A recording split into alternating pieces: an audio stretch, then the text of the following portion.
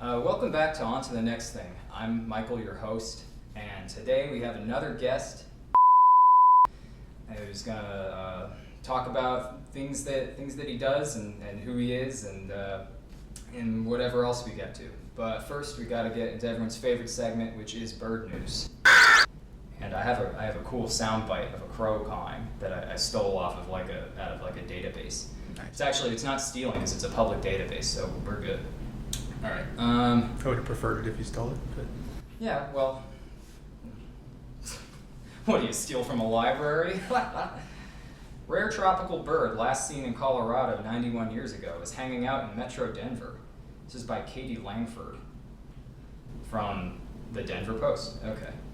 When longtime birder Patrick O'Driscoll saw a massive tropical bird slowly flying over Denver's City Park last week, he almost couldn't believe his eyes. Could it be a sandhill crane? No, that didn't fit. It wasn't a great blue heron either. I was dumbfounded that it was a wood stork, which is not supposed to be around here, O'Driscoll said.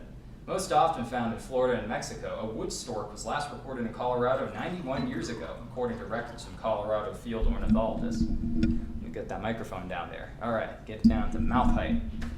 Wood storks are North America's only native stork and usually like living in southern swamps, according to the National Audubon Society. They're mostly white with a naked gray head and heavy bill, and typically grow to a little over 3 feet with a wingspan of 5 feet or more. Fuck, bird news takes on a whole new light when I'm this fucking tired. O'Driscoll quickly took some photos as the stork circled Farewell Lake and headed west, and he shared them with the group's mailing list while feeling a little guilty he was the only person to see the rare bird. What the fuck do you have to feel guilty about? Until this week, when the wood stork was spotted hanging out in a pond in Broomfield, quickly drawing hundreds of birders from across the metro. The August sightings are the only third time a wood stork has been recorded in Colorado, Peter Gent of Colorado field ornithologist said this week.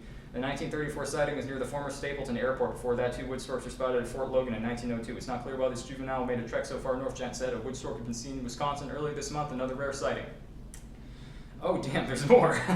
When birds get into odd places, it's very frequently the juveniles that make mistakes and get lost, so that's consistent with it wandering home. But why the heck it's here instead of Florida? Who knows? There's no telling how long the wood stork will hang around Alex and Michael's Pond near Zuni Street and West 132nd Avenue in Broomfield, Gent said. And Anhinga, which is also rarely seen in Colorado, camped out at Boulder County Pond for nearly 10 weeks before flying elsewhere early this summer. Quote, it's absolutely not clear to me, but it seemed fairly content, Jen said. Get more Colorado news. I won't. so that's pretty interesting. Can we discuss it now, or do we? Yeah, we can discuss it. I don't care. Okay, so you were wondering why he was feeling guilty. He was actually hunting.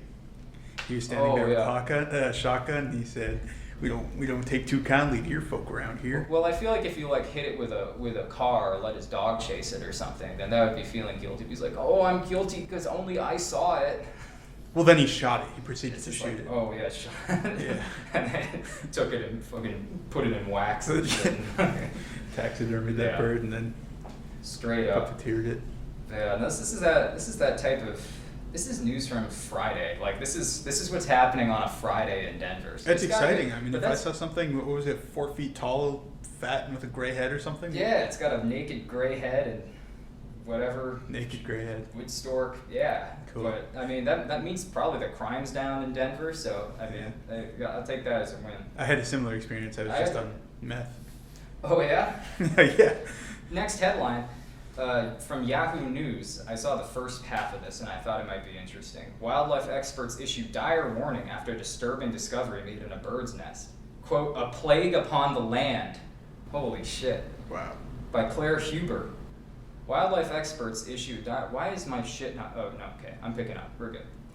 Wildlife experts issue dire warning after disturbing discovery made in bird's nests. A plague upon... Oh, they already said that. Why would you make a subtitle the same thing as the title? Because plastic debris and other litter are abundant in... Oh, it's plastic. It's no wonder that birds use plastic in their nests. While birds in their own way recycle garbage abandoned by humans, they harm themselves in the process.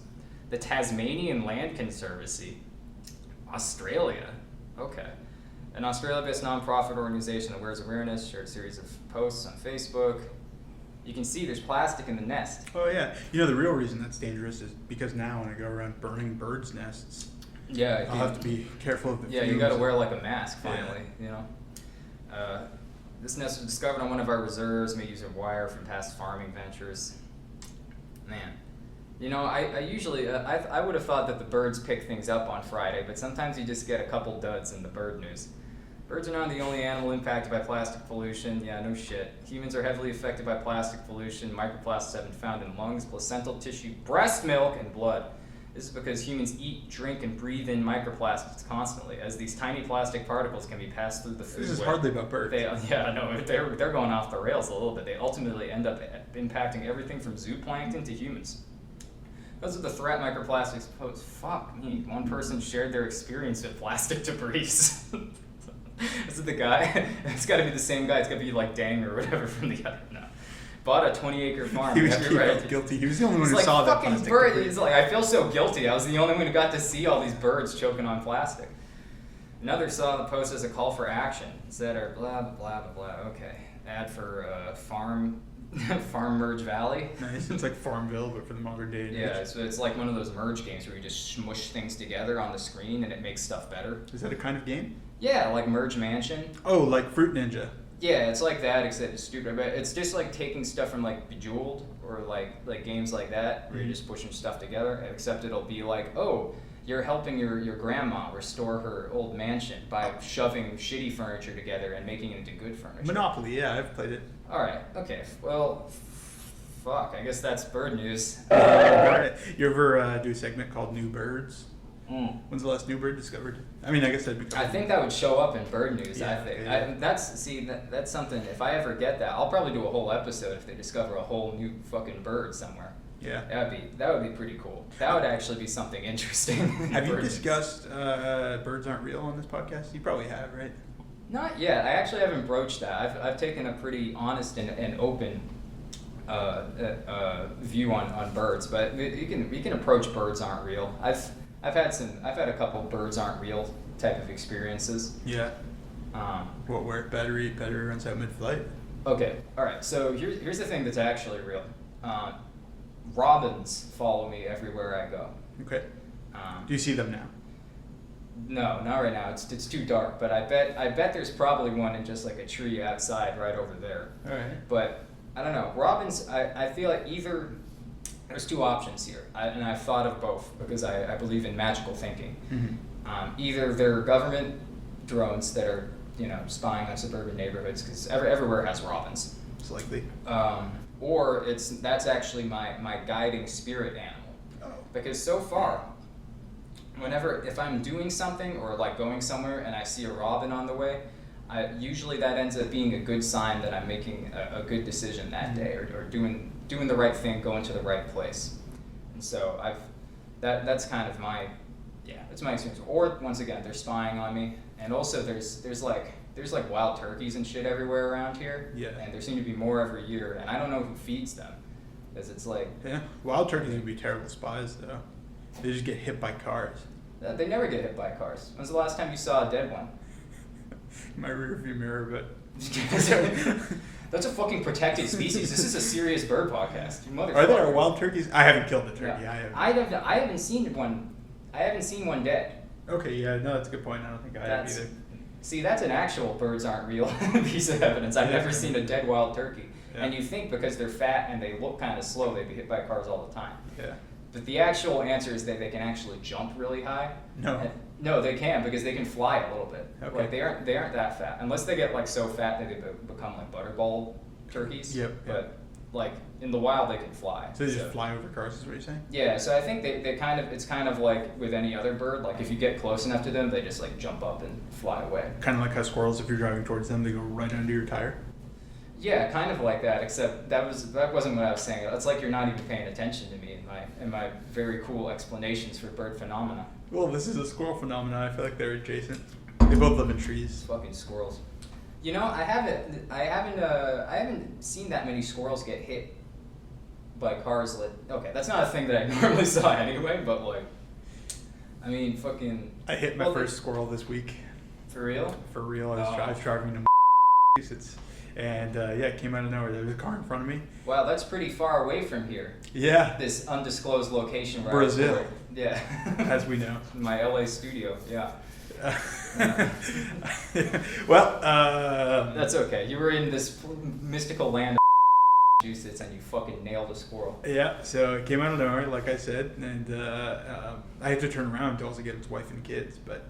Oh, yeah. No. You haven't learned how to drive backwards yet? there was a car in front of me. It was really awful, man. There was a truck in front of me, so I couldn't see the side of the road. And then I was just going, and it was, a couple car lengths in front of me, and the truck passes, and then the squirrel thinks it's safe, and then it runs out to the road. Oh. I see a squirrel. It's so cute, too. It's carrying, like, one of those green fruits, whatever the heck they are. Oh, look at that.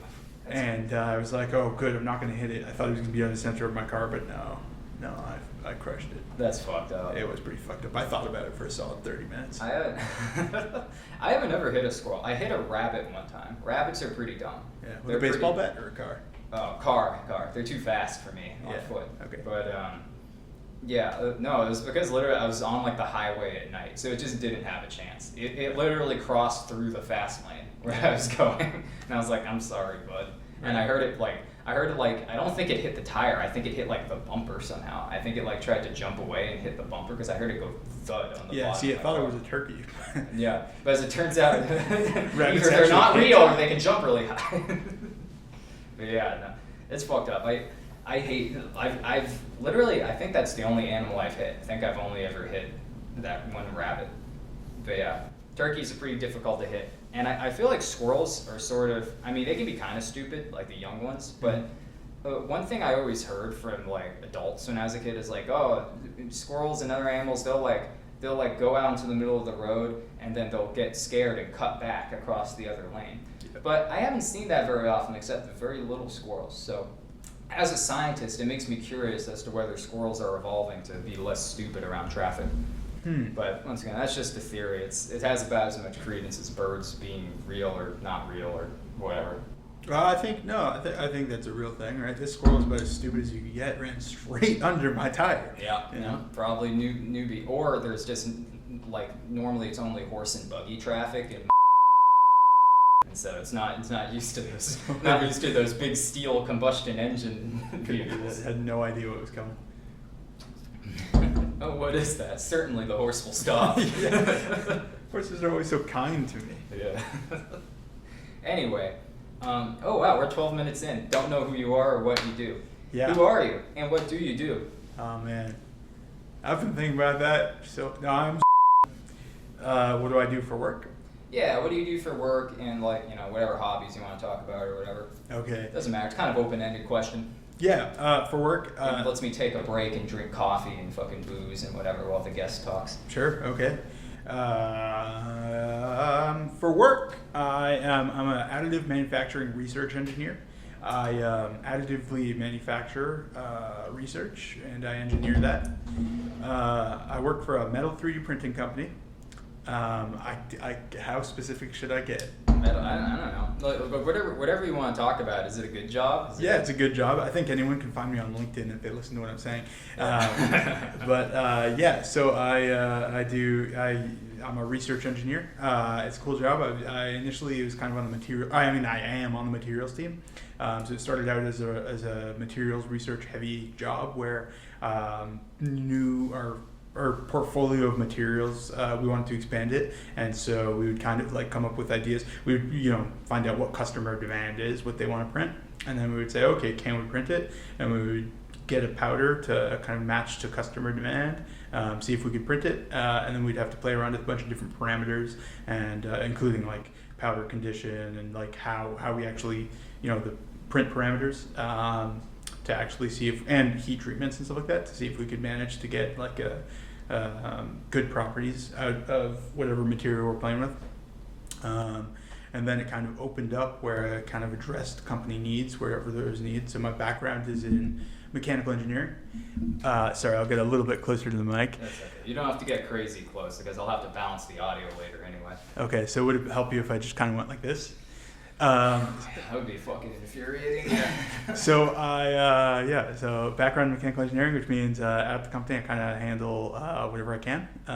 So sometimes there are challenges that come up with like applications or materials or a mix of the two. Or sometimes we'll do like test design or validation like methods, create validation methods, because it's kind of a novel 3D printing in general is kind of novel, but specifically what we're doing is a pretty novel method of 3D printing. And so validating materials that are 3D printed has proven to be more of a challenge than you would think. So a lot of my job revolves around that. Also standardizing that like throughout the company. Yeah. Yeah, I mean, that's a lot of big words. But. Yeah, it's okay. So basically, what you do is you're kind of testing the properties of the materials you use to an extent. Making sure that they're good materials and not shitty. Yeah, pretty much. Yeah. Yeah. And then we're proving that they're not shitty materials and that anyone can use any of our printers to also get good properties. Yeah. See, I don't 100% know what type of audience that I'm going to have in the future, because right now the audience sample size is very small. So I don't know how smart or dumb that the majority of my audience is going to be. Okay. And the last 3 guests I've had have had jobs that were like very smart, brainy tech stuff that of course I know jack shit about. And so I have to like kind of I hope that me asking questions about it kind of gives a layman's description of things that go on. But honestly, yours is like sort of easy compared to like the coding and AI stuff. And it's like every time I get talking about freaking AI things or even like computer hardware, I start to just zone out. Yeah, with AI, I kind of take the AI approach and make shit up. Yeah. I don't know what I'm talking about. I don't think you know what I'm talking about. I don't think you know what you're talking about. But I can dumb it down. I can go back in the day, Neanderthals, right? They took rocks and they banged them against other rocks and they kind of made fire, and then they took that fire and they melted stuff. And then they realized, oh shit, we can make a mold and we could like pour this melted metal or whatever into a mold, and they're like, oh, that's fantastic, that's great. And then fast forward the Industrial Revolution, they were like, okay, well we can also remove material from that stuff that we poured. And then they were like, okay, well we can make really precision stuff by doing that. And then they were like, okay, well there's some stuff we can't make. Exactly, that's the story of steel. But then they're like, there's some stuff we can't make, and so they came up with 3D printing. It's if cool. You don't know what 3D printing is by now. Yeah, you can use it to make fucking untraceable guns. You can make like sexual stuff with it too, probably. Right. Yeah, no. And out of the finest materials in the land, since they've been tested. Well, probably not for intimacy. Yeah, right, yeah, not for intimacy. So the texture when it comes engineers off the aren't very good at that. Oh, fuck, you got me. But, it's kind of funny. Every time I hear like something about engineering or even like just any sort of materials testing, I think one of my previous guests was doing that a little bit for computer chips. He said it was running like how good software could run on like different silicon designs. But like every time I think of the engineering stuff and the materials work, I just think of my middle school tech ed class, and I imagine everything that you're talking about happening in just like a middle school like cinder block room with like a drill press and shit. Yep. And like before you get to work, the shop leader gathers everyone around and is like, hey, tie your hair back before you go near the drill press, otherwise the drill press is gonna twist your fucking ears off or whatever. It pretty much is kind of what it is. Yeah, basically, yeah. You don't work with anything scary like a drill press, do you? I've worked with drill presses. Basically all basic shop tools. Anything that comes off a printer, we also have to modify it, right? We have to like turn it into what we want to make it. So like, drill presses, but also like I've sanded, like sanders. I'm really unsafe when it comes to sanders and eye protection, ear protection, stuff like that. So I've actually sanded like the tips of my fingers off a couple of times. Oh, sweet. Yeah, and there's this guy at work who... Free mani-pedi. Exactly, yeah. I've actually entirely missed the nail, which... Yeah. which kind of... Fat fucking thumbs. So, that was pretty rough. But, we got a bunch of fun stuff. That's actually one of the most fun parts of the job, because you can... all that dangerous stuff, you can make like really cool stuff with it. Yeah. I remember... Yeah, I should have. Sometimes I think about that I should have gone into engineering, but I wasn't really like, I didn't think I was really good enough at math, and I just hated math so much for so long that I just decided like, nah, I'm not gonna fucking do engineering. I don't want to do that much math. But sometimes I regret it because I think back to those tech ed days and fucking putting blocks of wood on the wrong side of the disc sander and watching them just go flying across the room. And, Yeah, and then fucking shop teacher coming and being like, what the fuck, guys, please, I told you about the disc sander. I saw a kid sand off his like finger up to like the knuckle or something on that thing. It's like, that was always fun. Yeah, the horror stories they would tell. Like, it's just, yeah. I've got a good horror story. Oh, okay. I'm not sure if I've told you this one before. So I used to work at a unnamed product design company. Amazon. Amazon. Yep. So So why they don't do that no more. they make a bunch of stuff, but one of the things they make is kitchen appliances. And one kitchen appliance they wanted to make was a pasta maker. And the way it made pasta, it wasn't just like a mechanical pasta maker. It was also like, it was electric, right? So it would mix up the pasta for you and then extrude like these pasta shapes. So the way it extruded the pasta shapes was with an auger, and it was a really powerful motor. So it was an auger that was turning a motor in a tube. Or sorry, it was a motor that was turning an auger in a tube. And there was this section where the dough could enter this tube. And all product design has to meet, well, it doesn't have to, but there's like UL certifications, like product, what's the word? Whatever, it's certifications that products have to meet for safety, basically. And so there was this guy, he was a compliance guy at the company whose whole job was to make sure that all our products met these safety standards. And so they actually had a wooden hand, an articulated wooden hand that you could make sure basically there were no touch points that were dangerous. Oh. And instead of using this wooden hand, he takes his finger and while the auger is running, sticks it in. He's like, that's kind of dangerous, huh? And then it pinches his finger and cuts off the entire tip of his finger to his first knuckle. Oh God. Did it turn into spaghetti? It started extruding. Yeah, apparently, yeah. Extrude. Oh, I remember that word from Tech Ed class. Yeah. So, yeah, he started... he lost the tip of his finger. I don't know if that's the compliance. Do you get to be? I guess. Do you still get to be the compliance guy? I don't know. Fucking hell. Yeah. I don't know. I mean, I don't, the company I work at can be a little weird on safety, but at least they have like one guy who it's like, okay, I at least would trust you to be safe when doing the safety stuff. If you got the wooden hand, just do the wooden hand, man. Yeah, exactly.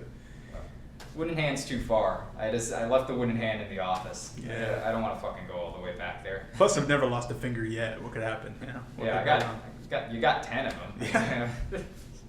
But yeah, no, that's the type of crazy shit that I'm glad I don't really have to deal with that anymore. Although, yeah, actually, you know what? I don't want to accidentally dox my company because they had a pretty serious incident a couple years ago under a different name. But I don't know if it gets too specific and gets me in trouble. But yeah, so I won't do that. But I feel like I'm kind of at that point. I've doxed myself 10 times over. But. Yeah, I mean that's fine because it's like who cares? Like the previous place is just like some fucking. Same thing. I don't even know what it was. It doesn't matter. Don't give any more details. I don't want to. I don't want to fuck over my third guest. Sure. No, fourth guest. You're the fourth guest ever. That you fucked over? No. That I haven't fucked over. Okay. I'm trying to keep myself like 4-0 on not ruining guests' careers. Cool. Since Yeah. this is theoretically a career-oriented podcast. Do you bleep? Really. Can you bleep stuff out? Yeah, I know how to bleep stuff out. Can you bleep out the location? Oh yeah, okay. I'll get rid of that. And I'll bleep out that too. Right. And that and the other ones, yeah. Cool. I will say the last guest I had said stuff that was a lot less strange and incriminating. Not even incriminating. It's not like you did a crime. You didn't do a crime. No, you just watched someone else make a rather large professional mistake. Oh, I wasn't there for it. I heard about it. And then mentioned the name of a particular little town. Do that, yeah. Well, bleep that. Yeah, in the part of the big country that we're in. Yeah, the big South American country that we're in. Yeah. Man, I love being so close to the South Pole. I don't think you know where Brazil is. Have you been watching anything interesting lately? Oh, yes, I have. I started watching Happy Gilmore #2. Oh yeah. It's okay. The jokes are kind of funny, but it's I don't know. It feels like it's trying to be a little too serious. Like, have you watched it? I watched part of it. It didn't seem very funny. It seemed like a lot of the same. Things. But I only watched like the last part, so maybe like. Oh, I watched the first part. Together, we've seen the whole movie. Yeah, basically. Yeah, I mean, I don't know. Happy Gilmore, the first one, is like that's one of like a handful of Adam Sandler movies that I actually really enjoyed. Mm-hmm. Like other ones, like people, like what's that one where he's like, is it called Back to School? Or 50 First Dates. No. No, what happens at Back to School? Yeah, what's that one where he goes back? Is it called Back to School? I don't know. Or no, it's called like Lil. Wedding Crasher. Whatever, fuck off. But it's the one, like the ones where he goes back to school and it's like he's like a rich kid who never had to do anything, but it's like now he needs to like retake all his grades so he can graduate college and like be with the girl or something like that. But the whole time he's just talking like he's doing like his baby voice like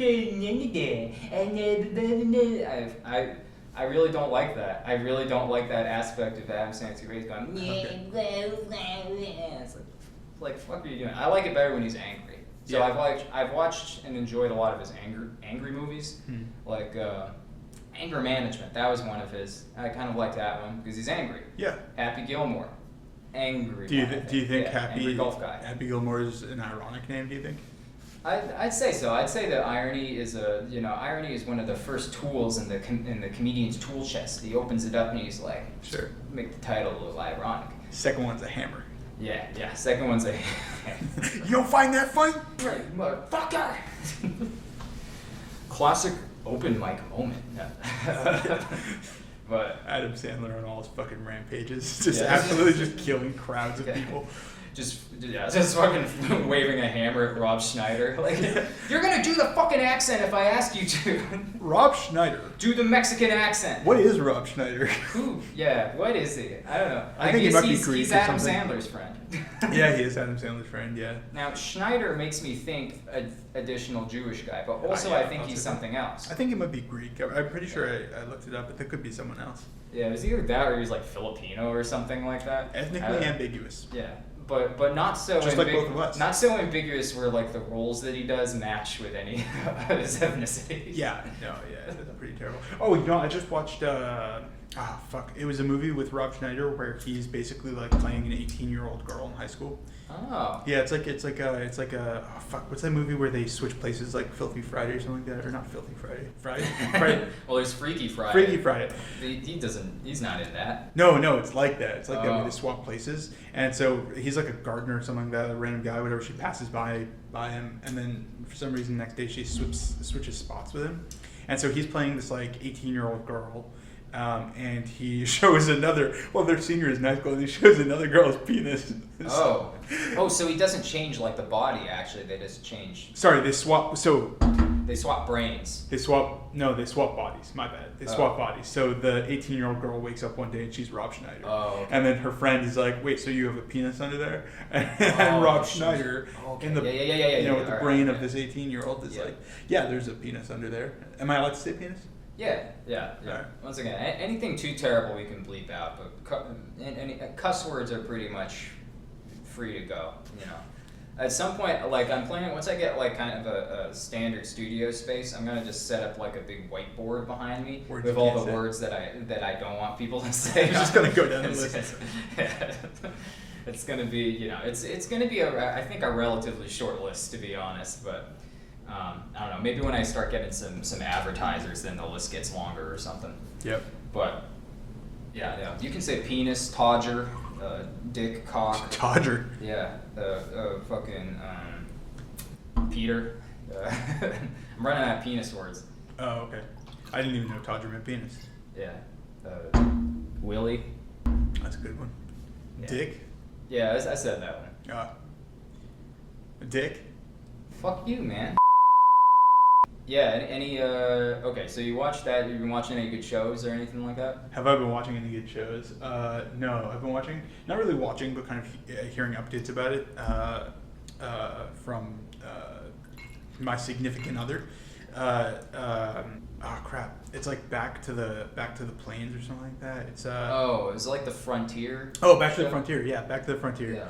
And it's like, first of all, the whole premise of the show is so fucking stupid. Right, some of the families do rich fucking families who come from their rich fucking lives to live in like a little shack, and they're like crying over the fact that they have to eat canned ham. I was literally looking at what they were eating. It was canned ham and beans, and I was like, holy shit, that actually looks kind of good. Yeah, I mean, the canned ham is probably pretty shit, but I eat beans all the time. So I eat canned ham. It's Spam, right? Yeah, sort of. Well, I don't know. Okay, if you eat Spam? No. Okay, yeah. No one eats Spam on the regular. No, there are people who eat Spam on the regular. Okay, yeah, but I certainly haven't met them. I'd have a tough and terrible time on that frontier show. Oh, man. Yeah. I can't remember what Spam is called here in Brazil. Yeah. Jamon de can. My Portuguese is a little rusty. Yeah. But yeah, no, that show. I was watching that, and it's like, it always seems like, at least in a lot of the cases, it seems like it's always like the dad who's like kind of like into it. Or the dads. Yeah, or the dads, or like, well, one of the dads, like in the case of the gay couple. But it's like, I feel like it's always just like one of the parents who seem like kind of like into it. They're like, come on guys, we gotta fix this place up so we can live in it like our ancestors did. Yeah. And then the black family does it, and they're like, just like our ancestors did. And I'm like, yeah, to an extent. You know, it's not entirely historically inaccurate, but I just don't think that family should really want to be living in that sort of situation in that sort of time period. But I don't know, maybe like actually no, that one's funny. That's a funny family because they brought their grandmother with them, and she's just like, oh, fucking canned ham and beans, fucking let's go. And she's just like. Oh my god, and you can tell there's some type of tension between her. I guess I have watched more of this show than I thought, but it seems like that's her and the other family, right? The other. Yeah, oh, wait, no. Her and like, because she's like the dad's mom. Okay. Yeah. And so that means she's like the mother-in-law to the wife who's instantly having a hard time because she like obviously did not want to do the show, but you know got muscled into it for the money and whatever. But it just feels like there's always a tension between the grandma just being like, just like shaking her head, just being like, looks like she can't handle it as very well. Just like I was saying. Like she doesn't say anything like that, but I can just tell through like she'll just like look at the wife while she's like having a meltdown about beans or like there being like bugs in the fucking half finished cottage that they set up for everybody. Yeah. And that's the funny part, because everything else is just like, well, I don't know, they can't really force the kids to do anything that difficult, because this is like a... Well, I don't know about that. I don't know. I guess I haven't seen it. Maybe they make one of the kids, like, skin a rabbit or something. Pretty damn close. Damn close. Oh my god, that would be sick. There's one episode where they have an auction, and so it's a little bit whatever. They have an auction where for a bunch of animals, but I think in the next episode, they kill the animals. Really? And apparently one of the kids is crying. He's like, please just don't kill my goat. He reminds me of my dog back home. They killed the goat. And we killed your dog too. Yeah, go fuck yourself. You need to make sure that you're not. We can't have you feel too much your way, right? You gotta be hard on the frontier. I thought they stopped harming animals for television at least a year ago. Yeah, I thought they kind of weren't allowed to, but I guess maybe they were like tagged for slaughter anyway or something like that. Sure. So it's like they don't even really do that in movies. Like I mean, partly it's probably like safety issues as well, but like. Right.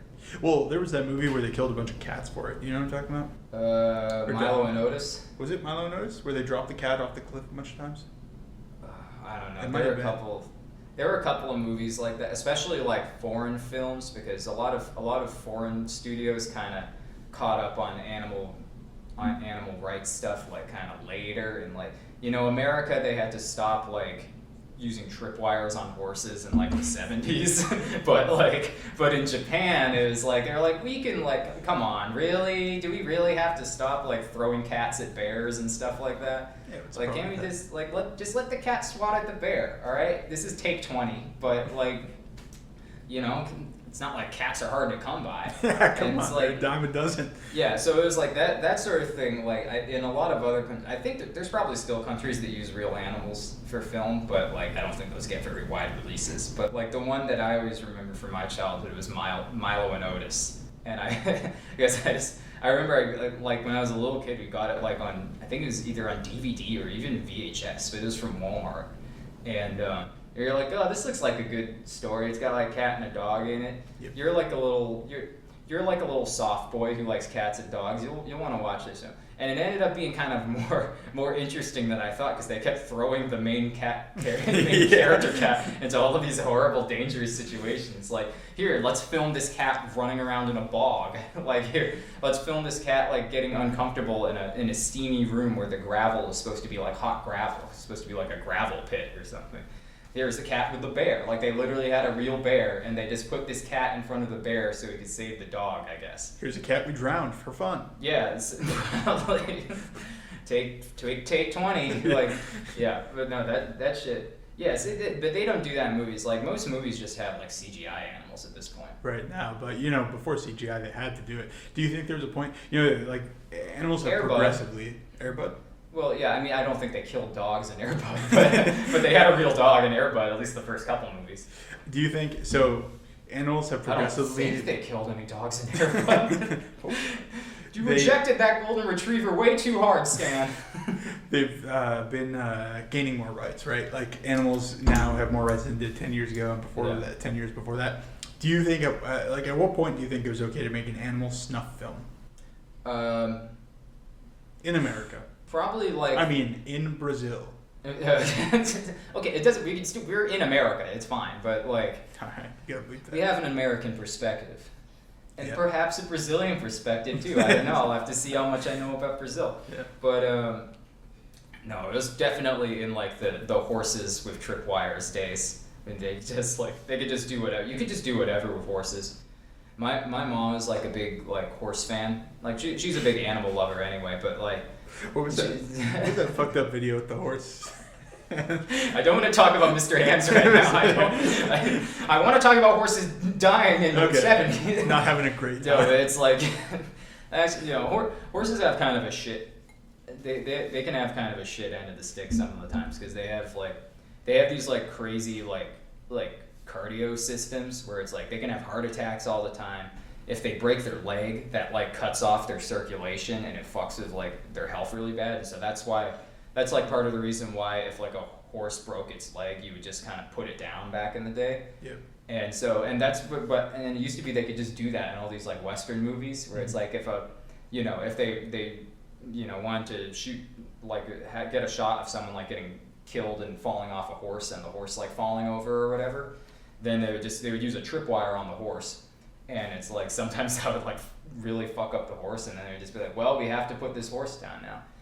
Pretty horrible. Film used to be pretty awful, but like I mean, yeah, I think they kind of outlawed that in the '70s, which is like good overall. I think. Also, westerns are fucking lame anyway. I don't care about westerns. So if they never made another western again after like Blazing Saddles, I couldn't give a shit. I mean. Cowboys vs. Aliens was pretty cool. Never watched it.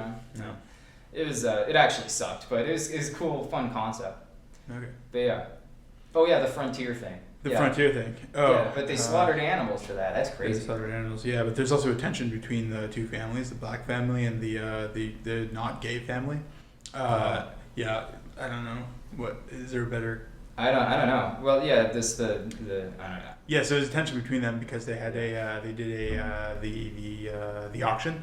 The black family undercut the other family for a bunch of cows or something like that. I don't fully remember it, but then they went to a church sermon that was put on by the show or whatever, and the sermon was like, you gotta love the neighbor and do for your neighbor like you would for yourself. And everyone's just like looking at the pastor and like whatever. And then the mom of the family who undercut the other family and fucked them over big time is like, amen. It was just pretty fucked up. So and grandma's just in the background like good. Yeah, that's I don't know. Something about that show just seems fucking strange. But then again, all reality TV is just like bonkers. I wouldn't be surprised if they like I don't know. I wouldn't be surprised if they had like a goat slaughtering contest on like Love Island or something at some point. So okay, the thing about Love Island for me, there's a money prize, right? Like a cash prize on Love Island. I don't know anything about Love Island. I feel like there's probably a cash prize. The Frontier show, there's no prize. There's no winners. All they have to do is work together to get along. It's literally like a retreat for these 3 rich families. Oh. It's like they take a summer and live on a plane, and they're supposed to get along, but all they're doing is fucking hurting each other. It's literally just rich people who hurt. Like they learn nothing. It's rich people who don't actually know how to work together with anyone in the community. They have to undercut other people. It's like they're fucking. Well, we have to win the frontier, right? Yeah. So they're just like, all right, we've given each family 1 pistol with 2 shells. All right, you got to use them wisely. You can either use them to hunt for prey, or use your imagination. Have fun. This is fucking going ape. I don't know. I feel like there's hardly any rules for. I mean, no, actually, probably TV has like more rules now than it used to, but the concepts are fucking crazier. Like reality TV concepts? Yeah, I mean, like, it used to be just, like, you would just, in reality TV, like, old reality TV shows, you would just have, like, people just being straight up racist to one another and having, like, drama. Yeah, oh my god. Like, old, like, Jersey Shore shit or whatever. I don't know if they ever had a black person on that show, but... I doubt it. They would hate them. But, yeah, I mean, I don't know. They're already... But, yeah, I know there's definitely been ones where it's just, like, Scream Queens. Yeah, or... You ever watched Scream Queens? Like the fictional show or or is there a reality show? There's a reality show called Scream Queens. What the fuck? There's a fictional show called Scream Queens. So the reality show is called Scream Queens. It's a bunch of actresses who want to, like, the prize of the show is that you get to be on Saw like 4 or 5 or something like that. Yeah, you get to be the main actress in Saw, one of the Saws, and so it's a bunch of people competing, and the whole it's like Big Brother, except they also have acting challenges. So you can imagine they're all living in a house together and they're all going out. It's kind of like Jersey Shore too. But also during the day, they're like acting and doing photo shoots and stuff like that. And there's one night where they go out and there's I can't remember the exact conversation, but there's a Jewish woman and.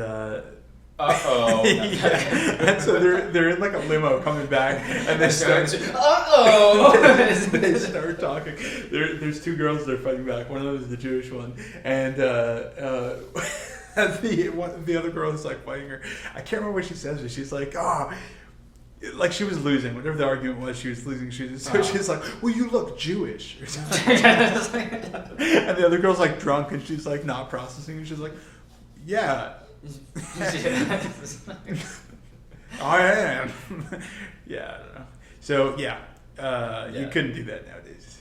But it's like, but instead it's like, but instead of the situation being like a nothing situation, it's like something like Temptation Island. Have you seen Temptation Island, where it's literally just trying to get couples to cheat on each other? Yeah, with like they set up like a bunch of like hot singles for like each gender on the island, and then they have these.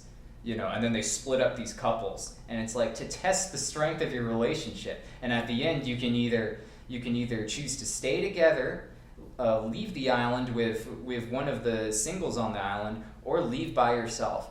And it's kind of sad, like the number of people that just straight up leave by themselves because they're just so sick of their relationship. They also just don't want to like fuck these random like empty-headed like fucking bimbos and himbos. And so it's like.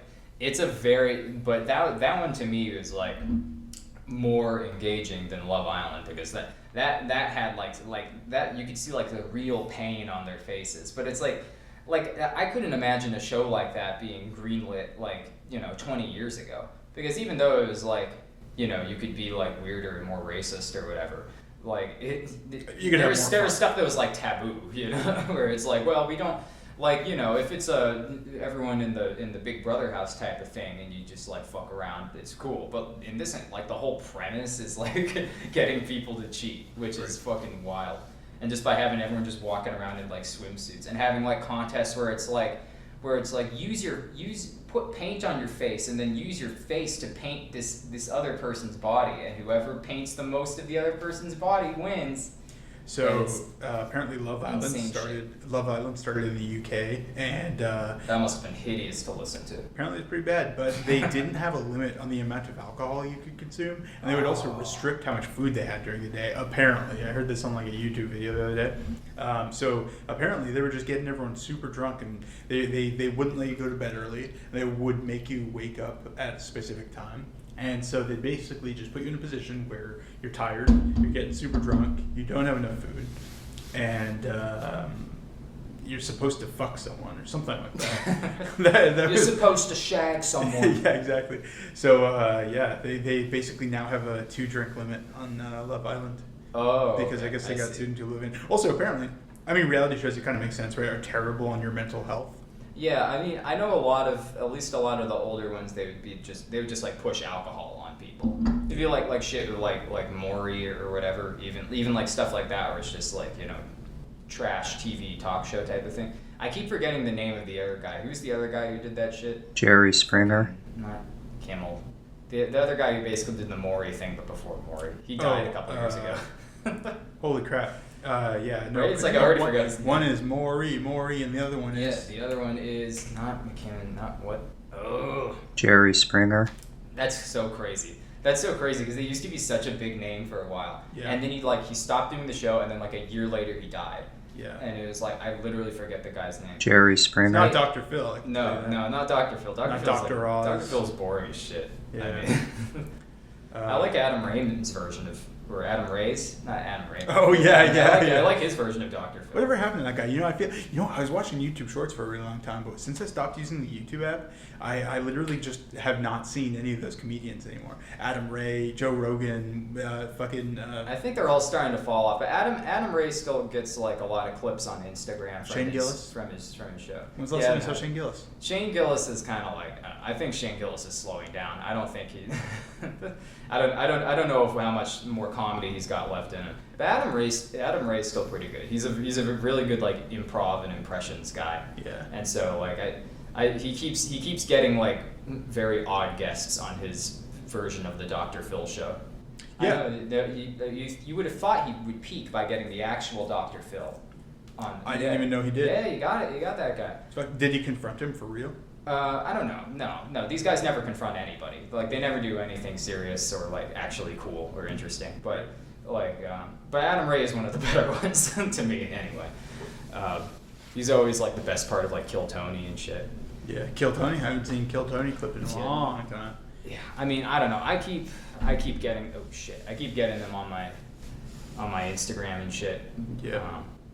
I don't know. I guess I'm just a little bit more into the comedy scene than you are. I guess you The are. fucking- Fuck, you the must be. Austin corporate comedy scene. I started But, yeah. watching for about 2 days this guy on YouTube who's a stand-up comedian who also just makes like video essays about stuff.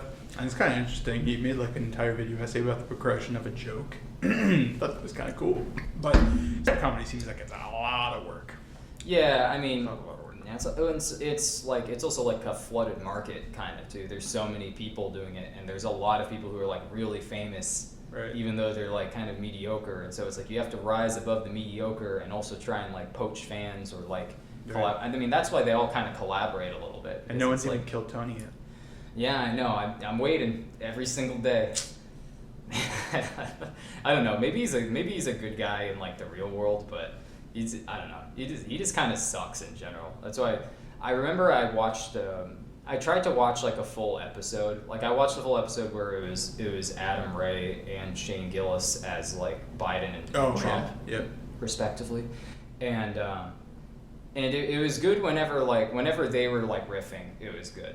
But whenever it was like one of the mentally ill people that Kill Tony has on to do like, you know, the fucking minute sets or whatever. Be careful Or, what like- you're about to say. Be careful. What? What are you about to say? What do you got queued up? No, I'm just saying that like rarely do I ever laugh at any part of Kill Tony that involves Tony or any of the people that they drag up on stage. Fair enough. You're right. Like that's improv It's always stand-up like comedy, right? it's always like better. I mean, it's always better when they get like, you know, real comedians in to judge. But like sometimes it's even then it's kind of like falls flat. Like I only have ever watched clips of it just by accident, and then that one episode, and I still had to skip around because some of it was like so bizarre and like cringeworthy. I just couldn't. Something I don't like is sometimes that show just goes into like malice. It turns from like comedy and like riffing to and like it's just actually like fuck you. it's actually because you're like a fucking loser. Like why would you even come on this show? And it's like, and then Tony goes, he's just fucking gasping. He's like, and then they're like, well, Tony, you're gay, and then everybody goes like, yeah, I am. It's like I fucking love that one every time. That's the only one anyone ever uses on me. And it's like, yeah, I don't know. I just feel like it would get old really fast, and they're all like 4 hours long. And so, actually, a full episode. It's like, well, at least the special one was like 4 hours long. I think normally they're like 2.5 hours, but that's still like too much. Yeah. That's like way too much. It's like no wonder everyone just kind of gets like hammered and starts to fall asleep. Like they anyone on there.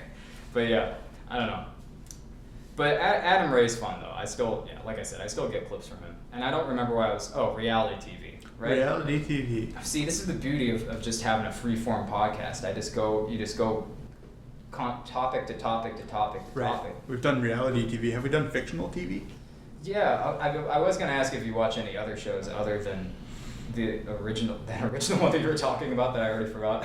Not really. I don't really watch that much TV. I started watching, or I went today because I don't have Netflix, so I went today to watch Black Mirror, but I realized I already watched all the episodes. For some reason I thought new ones came out, but I guess I watched those somehow. Yeah, I think like the most recent season was last year. I've been watching Sopranos. Have you seen Oh Sopranos? yeah. I binged the whole thing in maybe like a month. Yeah, I mean, I've been binging it a little more slowly, but I've gotten through season 1. I'm into season 2, and it's it's a good show. I've mentioned it before, recommending it in previous episodes, but it's just a solid show. Yeah. I've also been watching Alien Earth.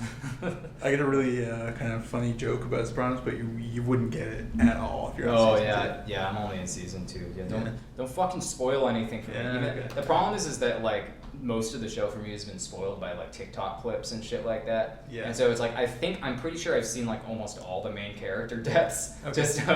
But like I'd like to see how those come to pass. Yeah, no, it's a great show. It's a fantastic show. Mm-hmm. Yeah, I really like the whole the narrative method, whatever about with the therapist and all that stuff. Mm-hmm. Yeah, I thought there was a lot of uncomfortable stuff in that show where he like. Or it's like rapes. It's like I mean, well, he does that too.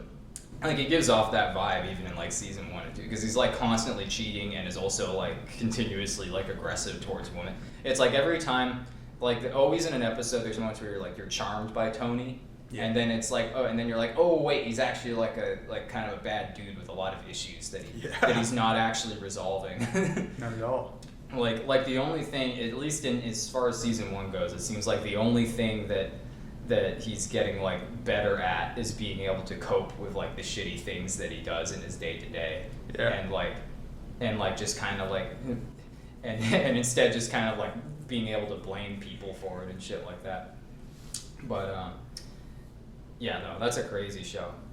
Alien Earth is pretty fun too. I mean, I don't know if you've ever watched any of the Alien movies. There's like fucking 15 of them at this point. No, what's that about illegal immigration? Yeah, I mean,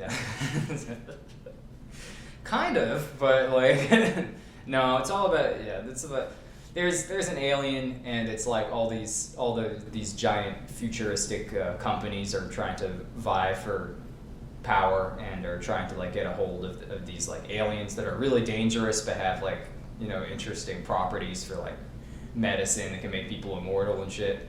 Yeah. And it's like it's a good show. It's a good show, and it's a good movie series as well. They don't really touch upon that as much in the movies. It's kind of usually just like, oh, fucking alien, and it's like it's so weird and strange. And that's the one with the teeth and the thing comes out. Yeah, that's the one with the double mouth. Yeah. Double mouth. That's what it is. Yeah, but yeah, it's a good show. And season 2 of Peacemaker with John Cena is Peacemaker. I would never probably watch his show with John Cena. Really? I probably wouldn't.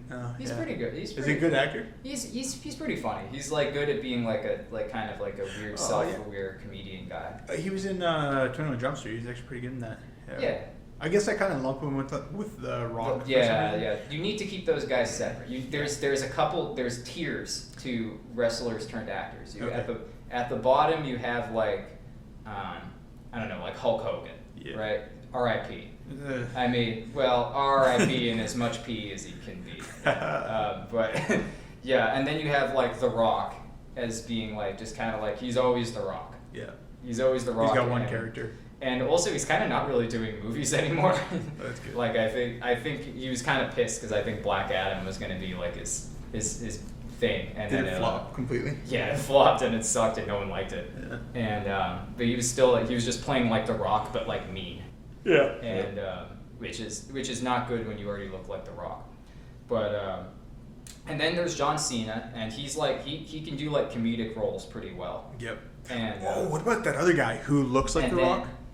Dave Bautista. Yeah, He's Bautista. top tier because he can do like dramatic roles as well. I've seen him in a couple of things. He was in that Shyamalan movie that was pretty good. Was there a big twist?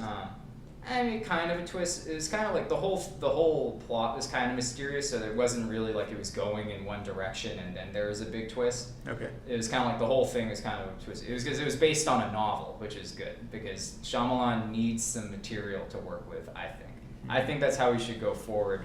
Because every time he has like an original concept, it's always, I mean, it doesn't always go weird, but like, I don't know, Old, The Beach That Makes You Old, like that was him. I think that was all Shyamalan. The Beach That Makes You Old? Yeah. There was a movie called Old, and The Beach Made You Old. Yeah, I remember that. That's the movie. Yeah, you like walk through a portal. Was there a thing where they couldn't walk through the portal the other way? I thought that was Lost, but like I don't know. I didn't watch it. I just know it's The Beach That Makes You Old. Yeah, maybe the deal was kind of similar thing. What he had some. Oh no, he had that one Trap where it was like the guy. He's like a serial killer, and he's taking his daughter to a concert, and then it becomes it gets like locked down by the police, and he's like trying to figure out a way out. I think. Although I don't know if that was supposed to be apparent to everyone, but I think everyone knew even when the trailer came out, like, oh, the main character guy, he's the killer that they're looking for. Mm-hmm. So it's like, yeah. You ever watch Dexter?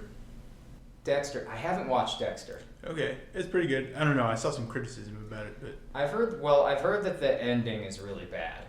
But, yeah. Well, I don't know. But it's also just like, to me, a lot of those, it kind of just gets lumped in with like interesting murderer anti-hero character type thing. Yeah. Although as far as I know, that's like, although I guess there's that one with the guy who's a hitman. What was that one called? Like Elliot or whatever. It's just like his first name or something like Bob or like. Yeah. Oh man, I can't remember the name of that. Barry. Yeah. I like that. Like that was kind of that one was like pretty good. Sort of similar vein, I think. Where it's like, oh, he's like a murderer, or like some sort of psycho. Barry's a hitman. Dexter's just like a regular serial killer, which is like a fucking crazy thing to be like, oh, but he's like a good guy. He just purely likes violence. He's not a weird sexual serial killer. He just likes murdering people. Which and he's killed like over 200 people. Yeah, which is. It's like insane. He's killed like 200 people. Exist. No, like literally, he's killed like 200 people, and he's taken their bodies and he's dumped them at the bottom of the ocean.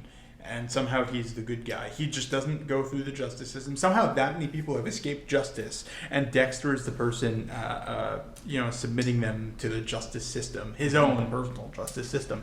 Yeah.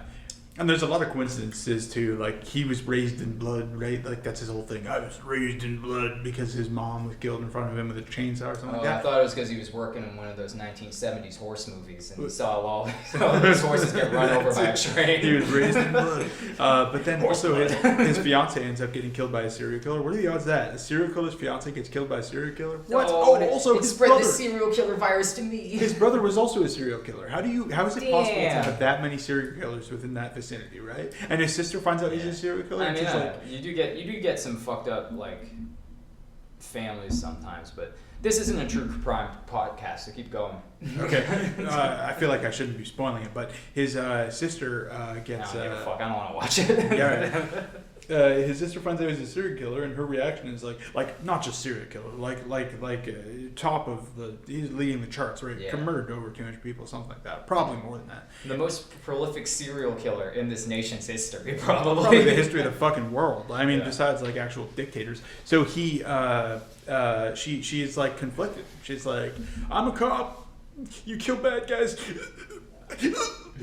How could you? That's how she cries. Oh, okay.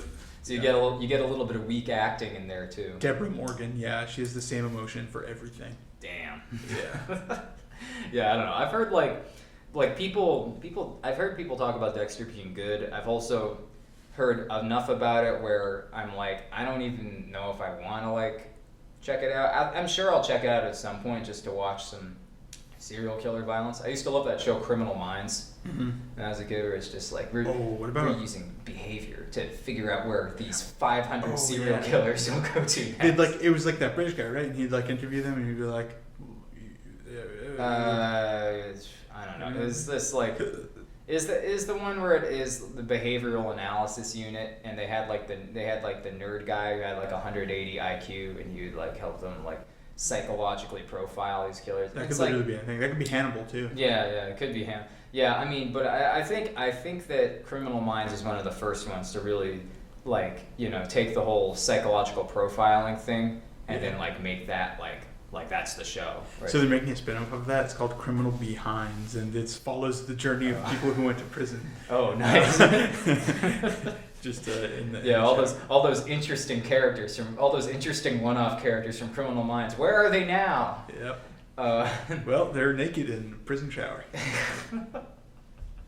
Yeah, it's just watching them get abused in prison, and just a bunch of middle-aged women going, yeah, get him. So you ever watched NCIS? I've watched a couple episodes. I don't think anyone's actually watched NCIS. It's like a whole. Yeah, it's just like a thing that would come on cable, and my dad would like fall asleep watching it. And you catch half an episode, and that's it. Yeah. What about SVU?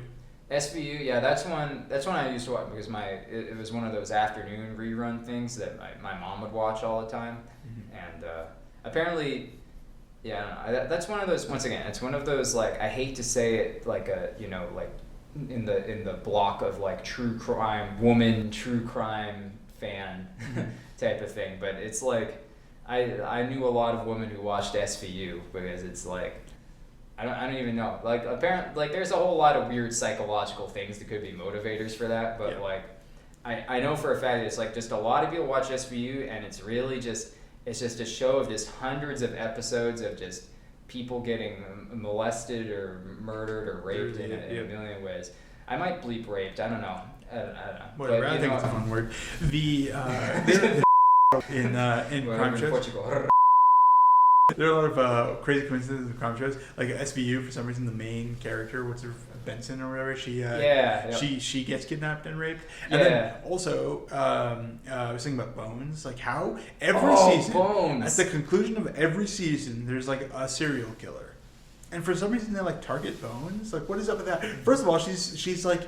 Her whole thing is that she deals with unsolved crimes that, or I guess, whatever. Like, it's supposed to be that's what her position is, right? They have a bunch of bodies at the Smithsonian. They kind of, like, go through them. That's what they're supposed to do. But then it turns out, like, every week there's a new crime she has to solve, new murder she has to solve. Ah, shit. I guess I gotta go solve these murders on commission. Yeah, exactly. And then every, 10 episodes, there's, like, a massive serial killer who, A, knows who Bones is, and B, knows how to target her well and wants to target her.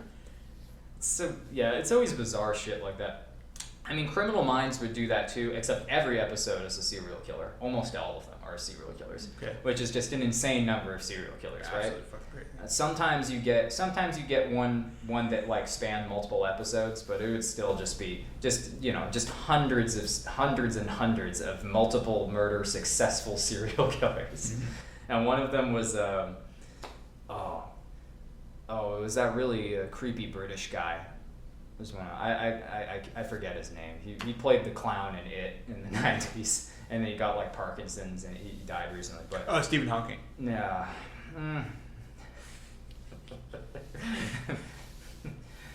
You'll never find the bodies. It's just Agent Hotchner tips him out of his chair. Fucking tell me!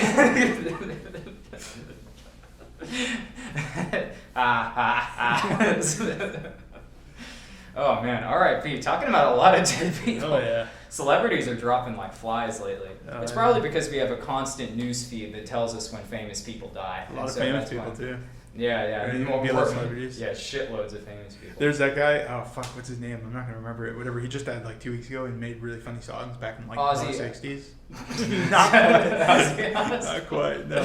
I thought you were making an Ozzy Osbourne joke. That would have been good though. No, this guy, he made songs about like one's called like poisoning pigeons in the park. Oh, that guy, Yeah. John Lehrer, or Yeah, Lehrer. Jim Lehrer was the PBS guy. Tom Lehrer. Tom Lehrer. Yeah, Tom Lehrer was awesome. He lived to like 97 or something. So Yeah. he did pretty good. And I just remember one thing that pops up, another like fun meme that constantly pops up on my Instagram is that talks about like 2 Chainz sampled one of his songs. Mm-hmm. For one of his songs, he used Tom Lehrer's songs, "The Dope Peddler," and so they reached out to him to like see that like can we use your song, and he addressed it like, oh, to Mr. Chainz. Absolutely. Like he's a fucking funny dude. He's awesome. He's like but he's great. Yeah, he died recently, but Man, comedy music. We need more of that. Bo Burnham. He's yeah, pretty Bo good. Burnham. Yeah, I mean Bo Burnham. I feel like Bo Burnham put out like Inside, and that was like, I don't know, that one hit surprisingly hard. Like I'm sure it's like you could argue it's like, oh, it's just like any other stupid comedy thing, but it seemed like pretty heartfelt. Like it's not like he's like phoning it in. Like So, he's no, legitimately definitely not phoning it in, but- legitimately quarantined in his apartment, like Yeah. recording this shit. And so it's like So that's pretty cool, but I feel like the whole thing with Bo Burnham, and like he addresses it almost like all of his fucking songs is like, am I being legitimate or am I just performing for everyone? Yeah. And I can never fucking tell. I feel like he's probably an asshole in real life, but he knows he's an asshole. Yeah, he knows he's probably at least a little bit of an asshole, and you can kind of see it in a lot of his like early sketches and stuff that you do. And he had like a show for a little while, like they put him on TV for a little bit. Did not know that. It was like some straight to Netflix thing or something like that, and it was pretty bad. Like it was not very funny at all. Yeah. But like I think he's like very kind of aware of like his, of like some of his shortcomings and stuff like that. So I don't know. I feel like he's like pretty genuine, and he hasn't even like, I don't think he's put out like a lot of new stuff recently. No. Like I think he kind of just like, I don't know. I think he's been doing some tours. Okay. So I think he's been touring. I just don't know if he's been putting out new things recently. But Good on him. There was also the guy from Whitest Kids You Know. yeah. Crap, what's his name? Trevor Moore. Oh. Fell down the stairs or something? Yeah, he fell off a balcony. He got killed by the CIA or something for talking about George Bush too much. Yeah, for revealing how they sold crack to the inner city kids. Yeah, he was pretty awesome too. I normally remember his name, but Trevor Moore. it's late and I don't remember his name. But R.I.P. to him because he's pretty R.I.P. awesome. He was pretty awesome, yeah. Yeah. And the Whitest Kids You Know, it kind of sucked because they were sort of they brought like the YouTube channel back for a little bit. And It's still back? Yeah, they're still going. They're still like doing stuff, and it's like pretty cool. I don't really watch a lot of it, but So what they'll do is they'll do re-uploads, but they'll change the title to Carmen yeah, Fans, just which is so that's fucking great. funny. That's good shit. Yeah.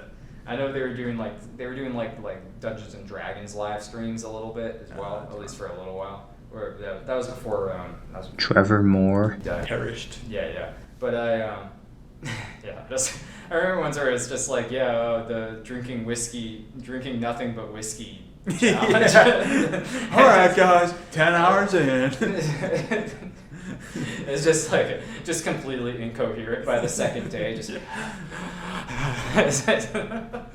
yeah, good fucking sketches like that. But it's like, I don't know. There's not a lot of sketch. Comedy. Well, actually, there's a lot of them in like short form on TikTok and Instagram and things I mean, like there are even some YouTubers. There's one, Wizards with Guns. Oh yeah, I've heard of those guys. Yeah, they're pretty funny. They put out one video every like 3 weeks, but they're always really good.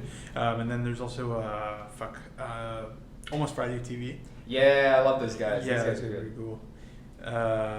They do like crazy high production quality stuff. Yeah, I know. Yeah, they've been. Yeah, it usually has like some type of, some type of Twist. like really shallow premise. Yeah, or whatever, yeah, where it's yeah. just like, when it's like you and the last girl at the party or something like that, but then it'll just be just something insane, just insane like reality bending shit, and like they're good. Like they've always been pretty good. So relatable. Yeah, they do basically just like so relatable titles, or it's like, when the guy that you didn't want to invite to the party shows up at your party. And it's like, it's kind of even funnier now because they're all like 30, and so they're like not even like close to college anymore, and so I think they kind of know that, and they've actually been trying to kind of like go into stuff that's not like college related, and that's just like, having to be a piece of shit young adult in America related, like, when you have a really low GPA and now you're working in fucking sales, like legit as your real job. And it's like, they did like Beyond Scared Straight, which was sales. I think I would actually, not just because of that sketch, but I think I'd probably rather die than just work like a sales job when we're just like calling people and trying to like sell them. Yeah. Sell them shit, like that type of stuff. I get hostile to people who try to sell me stuff, like cold callers.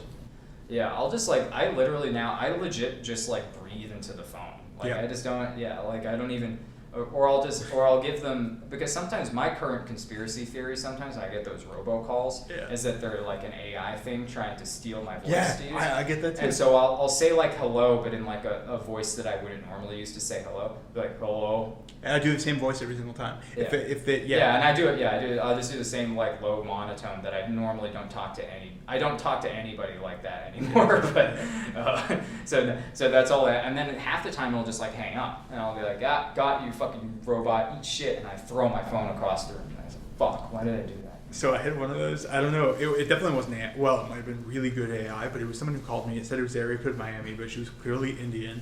And so she calls me. And she calls me. She's like, "Hi, is this her son?" She thinks she's calling it. Says she thinks she's calling her son. Sure. And I'm like, "No." And she's like, "Oh, well, my son lives in Massachusetts. Do you know him?" I went, "No." And she was like, "There's like a fucking million Indian guys here. How would I possibly be?" Just get like weird and racist. Well, so it was like clearly a scam, because I was like, "No, you got the wrong number," and then like me thinking it was real, and then she's like, "Oh well, maybe you know him," and I was like, "No," and then she starts talking to me. Well, since you're from Massachusetts, how are you? Okay. So I just said okay, and then she was like, "You're okay?" Okay, and then everything she said, I start saying okay. And you know how you can just hear when people are smiling. She was like clearly trying to scam me and get me to say something more. I just kept saying okay. Oh, she's got audio a poop. texture. That was a nice mic peak right there. Nice, yeah. She's got a poop. Okay, do we gotta take a stop? Yeah, if we can. I also kind of got to pee. So. All right, we'll pause for a second, then we can probably wrap up within 20 minutes or so, or however you want to talk. I don't care. All right. But yeah, honestly, my favorite sales call that I ever got, I've had a lot of them. Sometimes they get, sometimes they'll get like my dad, because it'll just like have my last name listed at like the old address, and then it'll just be like, they'll be like trying to get him and trying to sell him like solar panels and shit. And it'll just be like, well, could you tell your dad about our solar panel offer and see if he's interested in solar panels? But my actual favorite like scam, I don't even know if it was a scam, because it was like nothing. It was like, it called, I picked it up, but I didn't answer, which is something that I used to do a lot. Now I just do the hello, but this time I didn't answer. And then in the background, it sounded like a fucking like warehouse or like a factory or something. It was just like insane amounts of people. It must have just been in a giant like, office building. A giant call center. Everyone, because I could just hear a bunch of people just talking in the background. It just sounded like a rush of noise. And then all of a sudden I just heard, "Da!" and then nothing else, and just the noise, and I hung up, and I was like, what the fuck was that? It's just, "Da!" And it's like, is that someone trying to, trying to speak to me? They start from young. They gotta be young. Did their boss come over and whip them or something because they weren't talking fast? But yeah, I got that one a couple of years ago. I still think about it sometimes. I don't even think I blocked the number. I just don't think they ever called me again. There was a period where, for some reason, I was just getting multiple, like 5 or 6 calls a day for probably like 6 solid months, which really sucked. And then it's like fun when you can answer and someone picks up, but for these, no one was picking up. So I'd say hello, and then it would be like this AI, hello, are you there? Can you hear me? And so I would just hang up. But it was fun. I would say like probably before 2 years ago, up until 2 years ago, like, you know, when they called you, when scam called you, you could actually fuck with them. Yeah. And get them to think you were going to give them the gift card code or whatever like that. And do not redeem.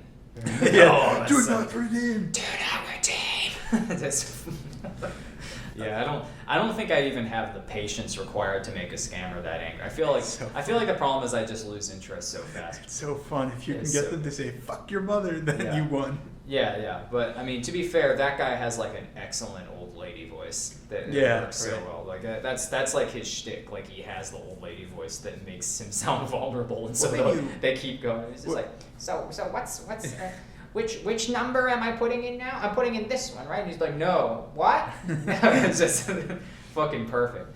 But, you get them in bursts sometimes. And then like half of them will just be like, sometimes I'll get one where it'll put in like little ums and uhs to make it sound like more of a person.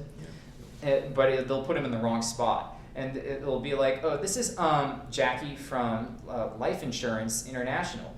And if you want to, it's just like fuck you, man. This sucks. Like, stop trying to sell me shit. At least with the solar panels, it's something nice that they're trying to get rid of before they get rid of the rebate. You ever get the ones where it's like, oh, I'm like from the IRS and I'm a federal agent and I'm gonna kill you? So I got a really convincing one day where it was a guy. He called me, perfect American accent, and he says, "Oh yeah, I'm detective blah blah blah from this stupid police precinct." Yeah. I knew it was a scam instantly, so I was like, I just hung up and I put it away. And they devoted it so hard. Literally, cops came to my door and arrested me on a warrant. Damn, you trolled them so good. My God, yeah, scam callers, they're really getting crazy. Oh yeah. The other one I get is the police union trying to get donations. Really? And it's like, that's definitely probably like a scam thing too, because why would a police union just need donations from random people? To fund things. Yeah, but like they already get that from dues and kickbacks from the endless overtime that cops get. Yeah. Which, this is not a political podcast, so we don't need to get into that, but I think the last time they called me, I think I was actually mad enough where I just straight up told the guy to fuck off. Oh, yeah. And so it's like, I don't know, I guess because I didn't end up getting arrested or harassed that day, it probably wasn't an actual cop talking to me. But yeah, those police union ones are so annoying. I used to get them all the time, but I think after that they kind of stopped because they're like, all right, he's not gonna give us any money. He's not a 70-year-old woman who's afraid of being robbed in her gated community and like really wants to donate to the police union. The closest thing to it, but not quite that. Yeah. You were the closest. Yeah, basically. It was like, it was gonna be like, no, my grandma, or it was gonna be me. And they're like, this guy. Yeah. This guy. This is where we get what we need. He loves the troops and he loves our peace officers. And he loves their union. Especially our fake one that we've made up. Yeah. But yeah. So you have to donate $10. What cause are you doing? I go for a lot of I tend to go for a lot of the Red Cross ones because I mean, I know, I hear every time I hear about charities, it's like everyone talks about, the charity is so inefficient. Most of your money doesn't even go to the people, and it's like, yeah, sure, all of it, a lot of them are tax write-off, money laundering things, but also, paying for upkeep for the charity is probably good in the long run for the charity too. So even if my, $15 donation just goes to getting them more sticky notes or something like that, I'm cool with it if it's Red Cross and they're giving milk to babies or something like that. I don't really remember Red Cross sending bandages. I think just babies should pick themselves up by their bootstraps. Yeah, tiny little cute little bootstraps. Yeah, you gotta start finding some breasts, all right? Go out there. Go find your own breasts. You bring a paper resume to every office and you say, hi. Michael failed to donate this month. You gotta go find your own breast. Find your own breast. And they're like, no, there's microplastics in the breast. No. shut up. But yeah. Usually Red Cross is like a safe bet. Like, you know, and usually those types of international things, because it's like, I mean, also like food banks around here are generally like pretty good. That's a good idea. Yeah, donating food. Honestly, you know what sucked recently? I tried to donate food to like, I was just trying to find like a local food bank to just donate food, but like some of it is like leftover COVID restrictions a little bit, but some of it is just like weird like safety shit. Like I don't know if people are like putting razor blades in soup cans or something, but like I was trying to like find places to just donate cans of like pasta sauce and like noodles and shit like that. Can't do that. And no place was like taking it. It was like either they had a really specific time for it, or they just didn't have anyone available, or they just were like, we're not taking donations at this time. And I'm like, I'm sorry, did hunger get solved? Like, and it's like, I know that pizza sauce isn't a meal, but I'm sure you could save it for a rainy day and have a fucking pizza party for the massive homeless population in the place where I used to live. And it's like, I don't know. It just seemed bizarre. It's like, come on, guys. Like, what the fuck do they not do food drives anymore? Haven't they heard of beggars can't be choosers? Yeah. I literally, it's so annoying. I ended up just giving a bunch of shit to one of my poorer friends. And like, I mean, you know, that works too. That's like. Where they got a problem that the pasta sauce is half eaten? Like, come on. But like, I mean, usually donating to kind of like local things I found to be is pretty good. Or like stuff where it's just like, it's something where it's like, yeah, they probably like skim some money off, but at least it's going towards like, you know, baby formula in like Yemen or something, you know? And it's like, something where it's like, no matter how much money gets to it, like they need the baby food, you know? So I actually, I did some donating recently. I got a speeding ticket. Or animal stuff, sorry. What's that? Oh, or animal stuff, yeah. No, that's good. I got a speeding ticket in Kansas, and it ended up being near like $200 or something like that. Oh, yeah. Which is a crazy amount of money for Kansas, right? That's going to feed a family for 2 years, 3 years. Yeah, I know. What the fuck's the economy in Kansas? The black squirrels, apparently. I probably could have mailed my pizza sauce there and they would have accepted it. No, Kansas is interesting. They have a town called Marysville. And you've seen black squirrels, right? They exist basically everywhere, even here in Brazil. They're cool. You see them and like, wow, that's a black squirrel. Marysville, that's not their namesake, but pretty close to it. They've got nearly 50 full human-sized statues of black squirrels around the entire little town. Huh. Yeah, and their pride and joy is the black squirrel. I didn't see a single black squirrel while I was there. So, fucking Marysville. I fucking ate all of them. It's Kansas. I hit them all. Fuck that piece of stuff. You killed our last squirrel. Get him. The statues come to life. Oh fuck. So so you had to.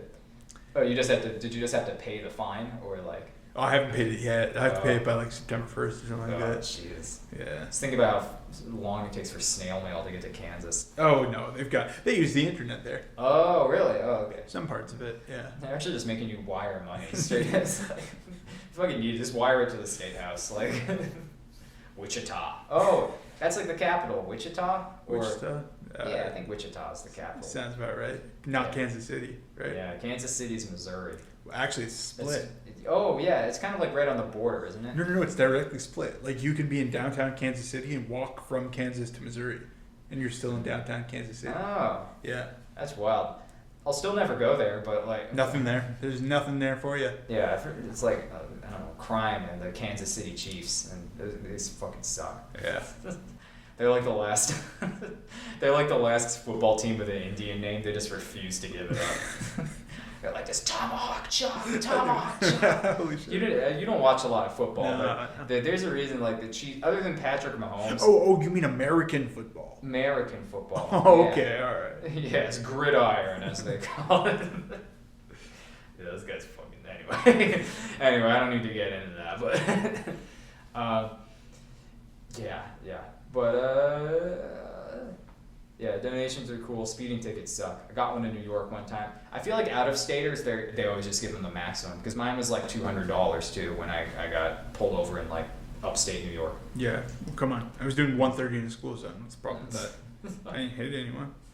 The problem is I always get caught when I am like actually speeding. Like it's never a bullshit thing for me, and I'm just like, fuck, they actually do have me. So I'm always just at the mercy of the guy. So I try and just look as like innocent and upstanding white male citizen as possible. I just go like, I'm just trying to get to work. I had a pretty crazy experience in New York. I got pulled over. I was doing like 50 something and a 35 or something. I was doing well over the speed limit, like enough for him to give me a substantial ticket. But he looks at my license and he says, "Is this good in Brazil?" And I said, "Yes." And he was like, "Okay, where are you coming from?" And I told him, and he was like, "Okay, well, yeah, we're really looking for the blacks and Hispanics who come from fucking Rochester. I swear to God." No. He said we're looking for the blacks and Latinos, maybe the blacks and Latinos who come up from Rochester. That's down from Rochester. That's fucking insane. That's not. Is that real? Is literally what he said. That is like what a cop said. I'm white, by the way. And for the listeners. No. And so yeah, I mean, he ran my license and he sat there standing. Where was this in? Like what? Erie. Oh god. Well, it was on the coast of Erie, I guess. Just one of those weird little lake towns. Fucking hell. Yeah. It was pretty crazy. Careful. But the funniest part is while he was standing there telling me, yeah, they've been coming through. Apparently, they had to call off a bunch of motorbike chases, in that little town in just that one day. As I'm sitting there, this big gang of black and Latino motorbikers come by, and they come screaming by, and he just looks at them with the most defeated look. You just pull out your phone. You're like, "Oh, you saw the hair, right?" And just like shake it at him a little bit. See you later. Oh my god, yeah. It's like once again, not getting political, but I feel like it's a whole different police world for me out there. Like I've only ran into cops who were just like regular amount of being dicks, like where it was just. Like I ran into I was on like a campus one time and I ran afoul of like the cop who was just there watching the parking lot. I was like in a 15-mile-an-hour parking lot, but I guess I went through like a stop sign too fast or something in the fucking parking lot that was like empty. And he like came over and he like did this whole thing where he was like looking at me like really mad, and he was like, "All right, I'm gonna take a look at your license here," and he like brought him back and he listed off all the things that he had found in my license history. It was like, "Oh yeah, no, you have speeding in you have a couple of other speedings in the state, and but nothing with a stop sign. So normally if you haven't on your record before, I'd ticket you for it, but looks like you're lucky this time." And I'm like, how the fuck is that fair? Like, if I've already gotten like ticketed for it before, like ticket me harder again this time. Like, you're such a dick. But that's like, once again, that's like regular amount of dickish cops. Not like never had to step out of a vehicle. Probably never will unless I actually do something fucked up. Or like run over the last black squirrel in fucking Black Squirrel, Kansas. I had one time I got pulled over I ran a red. It was like right after it turned red. Right, I was kind of following the flow of traffic, and there was a cop behind me. Unfortunately, didn't realize it. Whatever, pulls me over. And at the time, I had just moved, so I hadn't updated my license, and also I didn't even realize this. The registration on my car was up. And so there was three violations all in one. And so he pulls me over and he like runs my license and he comes back. He's like, "Look, I could tow the car and whatever, fuck you up real bad." But he was like, "I'm not going to do that. If I have to ticket you for one, I have to ticket you for all." And so he just let me go. Wow.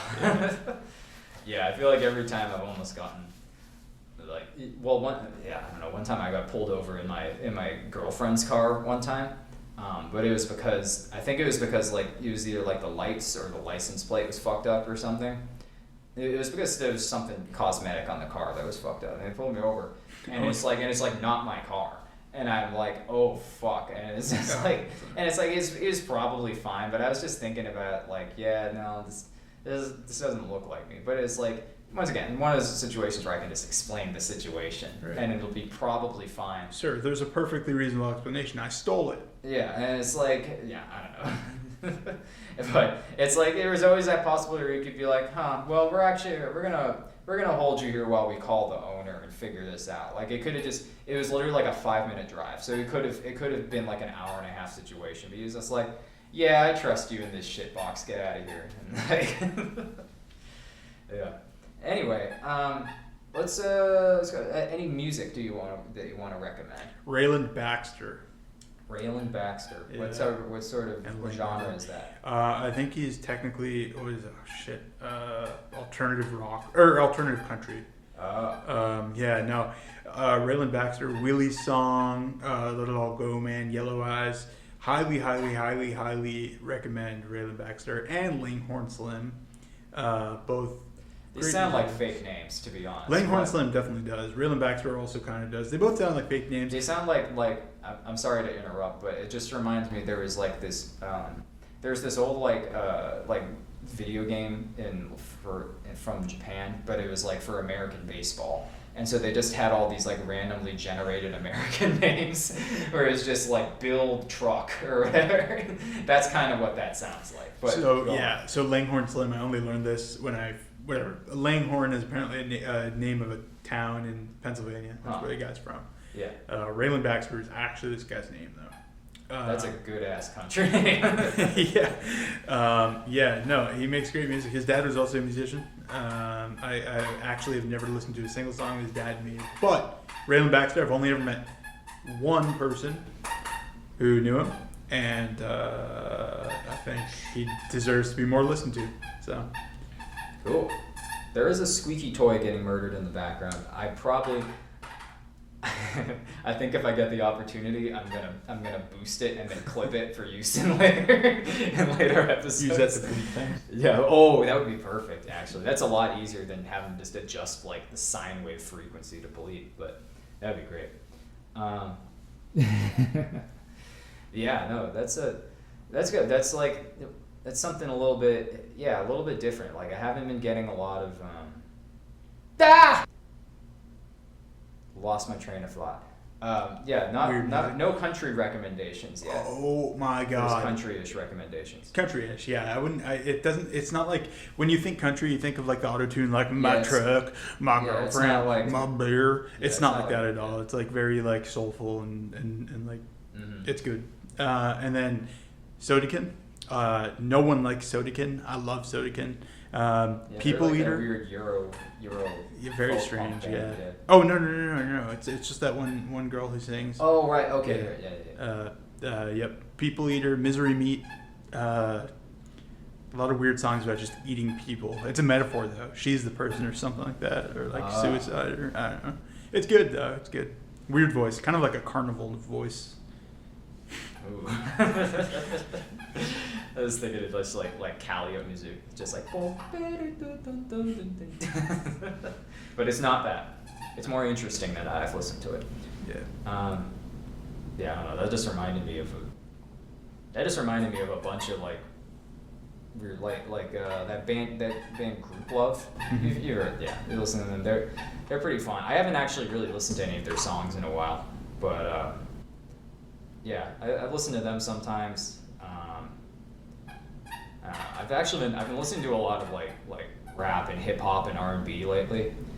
I just found that it's like it's just been really solid for me when I'm driving long distances, like more so than my other either like my angry music. The problem is that my driving playlist has too much like metal music and like more hardcore stuff that makes you want to go fast. Yeah, stuff that makes you want to go fast, but also like isn't like my I've gotten a lot more chill driving lately, and so it's like I no longer feel like I need to be like laser focused and like angry when I'm driving. And so I've been kind of relaxing more, and I found that like even like when it's more like kind of hardcore gangster rap, it's still kind of more chill than like listening to fucking like Slayer or fucking Gojira or something like that.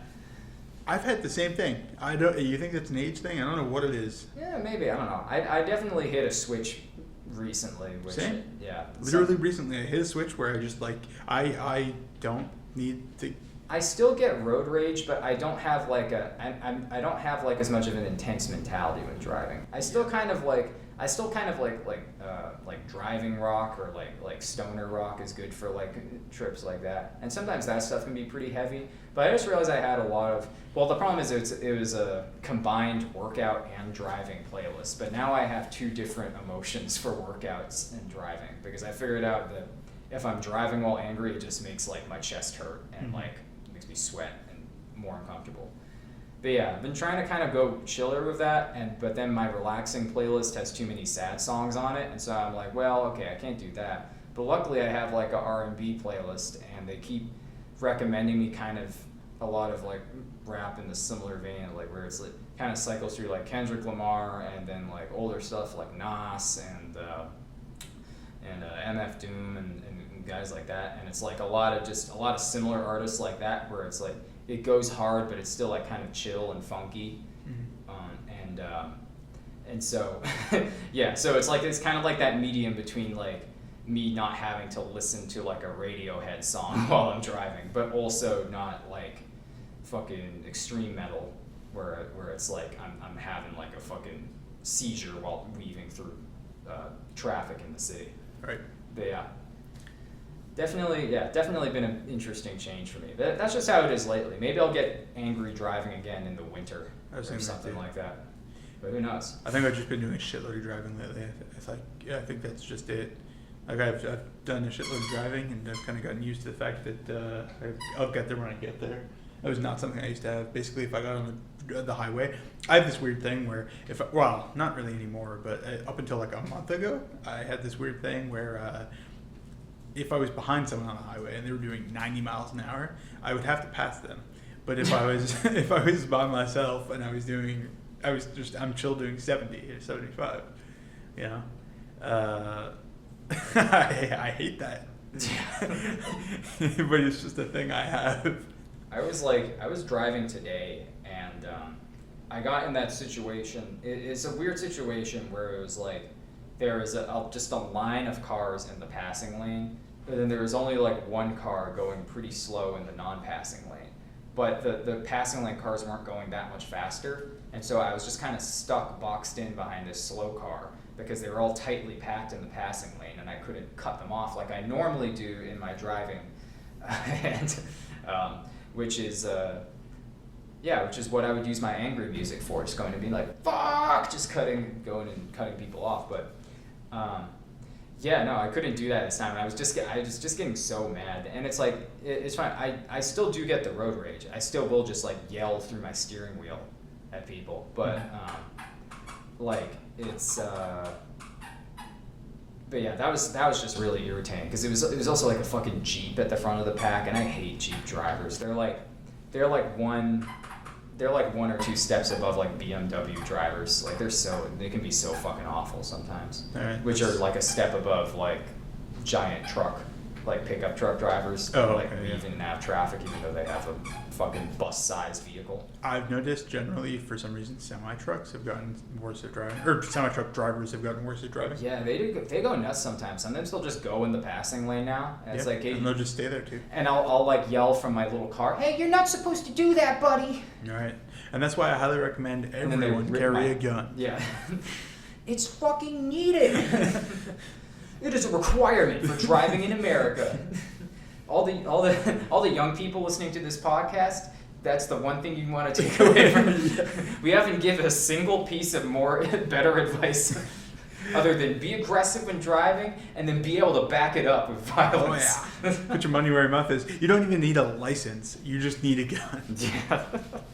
Holy shit. That's actually scary though. That's why I've kind of tried to cut back on like any road rage stuff, because it's like I know at any moment anyone could just have just stop the car in front of you, just snuff me out. Although I mean, that nearly happened to me. The weekend after I got my current car is it's a 2020, and so it's got the automatic like computer system and all that stuff, and new braking for you. My old car was a 2004, so it couldn't do any of that. The week I got my car, some dude passes me. It's dense traffic. I'm in the left lane. There's an RV to my right. I'm passing the RV. There's a guy who comes up behind me. He's weaving through traffic. He gets behind me. and he's on my ass. Now I drive fast, and this guy's driving even faster. And so the second I pass the RV, I get over to the right lane. He passes me, and he doesn't just go straight and weave around traffic and go crazy. He gets right in front of me and slams on his brakes as hard as he could. And if I didn't have the automatic braking in my car, I would have hit that guy. Jeez. It was insane. I've never been brake checked before. It was fucking crazy. No, man. I get brake checked all the time because I hang out too long in the non-passing lane. But hang out too long in the non-passing lane? Yeah, because it's like they'll be going slow, but I'll be kind of riding their bumper. No. Or is that what you're talking about? I don't even. No. I was in front of this guy, and he went around me. And then slowed down. Like that's he slammed on his brakes. And behind me was an RV too, so it was the RV, then me, then this guy slamming on his brakes. So the RV also had to slam on their brakes. That's fucked up. Yeah. You had to do like some Fast and Furious maneuver or something like that. Turn into the skid. Didn't have to do that. I just had to slam on the brakes. Actually, I didn't even fucking my car did most of it. So. I guess I talk a lot of shit about like self-driving cars, AI systems, things like that. But if it can hit the brake faster than you, I feel like that's the main thing that it would be good for. Right. Like just know what a car or a tree or a person looks like. And if you can stop for those three things, then you're probably good. The other cool Maybe thing, even a squirrel. Maybe they even have a squirrel targeting system, which is like avoid squirrel and then sends you under a bus. By squirrel targeting system, I thought you meant targets the squirrels. Yeah, I meant squirrel anti-targeting system, Sure, but okay. Also squirrel maybe you toggle it and it can be like. Yeah, I could do whatever. If it could recognize a squirrel. Squirrel mode on. 3 points. What was I going to say? The cars. Yeah, the crazy guy brake checked you. Crazy guy brake checked me. Something about squirrels or something. I can't remember. I remember it was road rage. You were gonna get shot, but I thought maybe you were just gonna get killed by that guy's vehicle. All right. Yeah. Okay. Closing statements. Do you have any final thoughts or any advice you want to give to the youth out there? Advice to the youth. And by the youth, I mean people around our age-ish. By the youths. Advice. Oh man. Shit. Chill out a little bit. Yeah, be chill. Yeah, nothing matters. Whatever, just fuck it. Just fuck it, man. You know what? Don't skip class. Because once you skip class, you'll just keep skipping class. Yeah, I feel like, it kind of gets you set for like skipping anything, and it's like, I don't know. There's definitely meetings that I'd be fine with skipping at work, but sometimes things can be important. I skipped class once, and now I miss every single AA meeting. Oh, damn. Whatever, dude. You just have to wait until you're ready, all right? It's when you're... Yeah. Then you show those nerds what for. Cash in all your chips. Isn't that how it works? You can cash it in like an arcade and you get like some Twizzlers or something? No, you get a free drink. Okay. You cash them in at the bar. That would be so fucked if there were bars actively working against AA. I'll take your 5-year chip. Yeah, well, you can get a whole Jack and Coke here. Just spins it off the bar onto the floor. Oh, I can make another one. Oh, that would be fucked up. Well, anyway, thank you for being on to the next thing. It was great having you. This is a fun one. This also went for an hour 43 so far, which is might be a new record. I don't know. I haven't had any hit 2 hours yet because usually I talk so much that my voice gets tired, or the guest gets sick of me, which usually has a pretty. It happened at time 12 minutes in. Yeah. That was crazy. You didn't even know your name yet. Yeah. But yeah, you know what? Yeah, thanks for coming on. Do you have anything that you want to plug? Are you a content creator? I know the last guy had content. The last guy I interviewed actually had LinkedIn content that he wanted to plug. Really? He's like a LinkedIn content creator. Wow, no. Chris Francisc. You can check him out for I don't know. I guess career tips or something like that. He's pretty cool. You'll like him if you're into that sort of LinkedIn content. Do I have anything I want to plug? If you don't, no big deal. Just the hole in my heart. Oh. No, I don't know. Rayland Baxter. No other holes? Oh, okay. Raymond Baxter. All right. Rayland Baxter. Yeah, shout out to him. He needs your shout out. He does, dude. Is he like kind of up and coming a little bit? Or? I think so. I don't know. I've been listening to him for like 4 or 5 years, and I think recently like people have started listening to him more and more. But he seriously makes really good music. I'm telling you, give him a try. Listen to every single one of his songs once. I gotta check it out. When I go back to edit this, I'll listen to all of the names that you put out and hear which ones are legible to my ears, and then I'll write them down in the description. Actually, so what was the other guy? Oh my God, Langhorn Slim. Langhorn Slim. You've probably heard his music without realizing it. At least one of his songs. One of his songs is really popular. Oh, okay, yeah. So probably. Oh well, you know what? I'll check it out because I'm always trying to look into more music away from my regular repertoire of angry shit and sad shit. Mm-hmm. Also, that's another thing. Rayland Baxter. A lot of people like. I don't know, not a lot of people, but basically, when I am in the car with people and I'm playing Rayland Baxter, sometimes they're like, "Whoa, why do you listen to such sad music?" It's not sad. Some of it's sad. Some of it's like, "Oh man, I miss you. I wish I had you," but.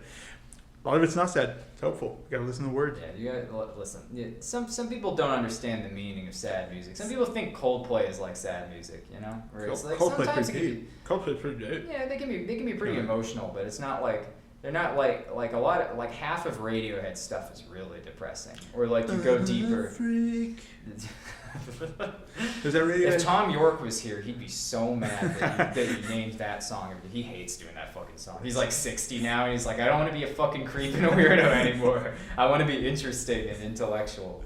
And but yeah, you go real sad. You go like Fog Lake. You go like Have a Nice Life or whatever. Anyway, shit like that. But yeah.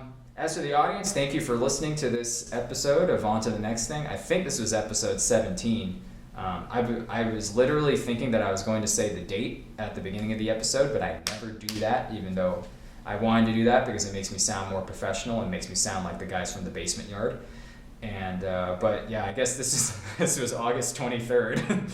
So yeah, that was the date. But thank you for listening or watching or whatever.